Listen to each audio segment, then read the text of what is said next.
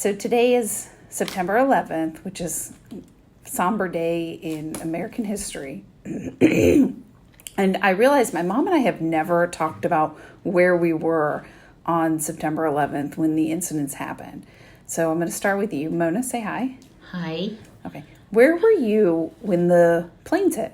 What were you doing? I actually was in my office in DeKalb County, and I was on the phone with another lawyer, and she said to me something's happened in New York, and I went to the TV. She says, go to the TV. I'll never forget it.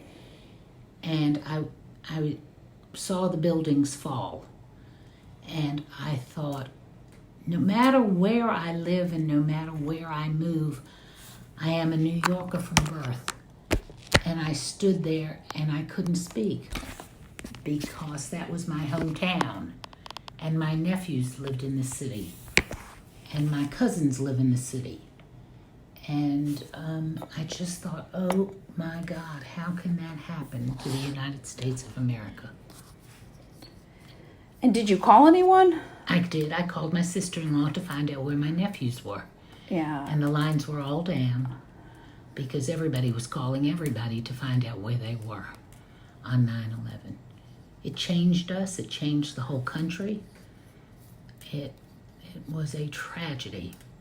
And now I'm reading the reports and see how many families were on the news on this morning. They had 2 young men. One was a fireman and one was a policeman, and they had generations of protecting us. And they both were dead and died in the towers. What's interesting is one of those men, one of those firemen, had 3 sons. And one son is now a policeman, and one son is a fireman, and the third son is a Marine. And I thought, that is the soul of America. So did I ever tell you where I was? Where were you at? Oh God, it's so crazy because, I was in law school and I was living by myself in Birmingham, and I had woken up. I think I had a later class that day. I think my classes didn't start till like 11, and I had woken up and was getting dressed and just eating breakfast, just sitting in my den, and I was watching the news in real time, and I saw the first plane hit.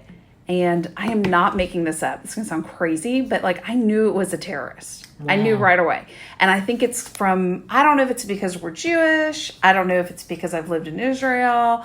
But that just is not, I think, unless you've had experiences outside of America where you're in situations.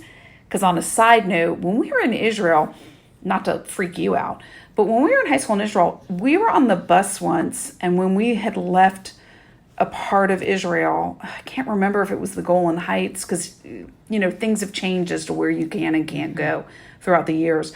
But while we were on the bus driving away, we heard on the radio how there had been a bombing right after we left. I remember that. Yeah, and so we were totally fine. And also when we were on Ben Yehuda Street, somebody had left a bag, and so I was in the middle of an active bomb scare. Right. And so you kind of remember those things.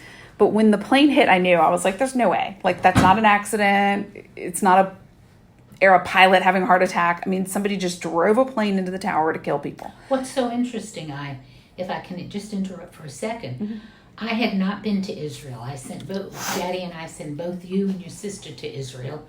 I went after that, so that my world was really, while we had traveled a great deal, your dad and I, my world was based on the safety of America or the safety of Europe. It wasn't that I immediately thought it was a terrorist.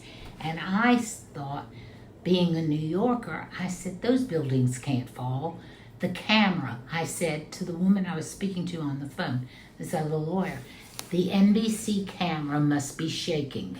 It's crazy. That was my immediate reaction. I said, what is wrong with the camera? And then, of course, we all screamed and watched it go down. I mean, it just was. No, it's unreal. It's unreal. But so the first plane hit, and this is what I can't remember because it's been so many years and I didn't write any of this down. What I can't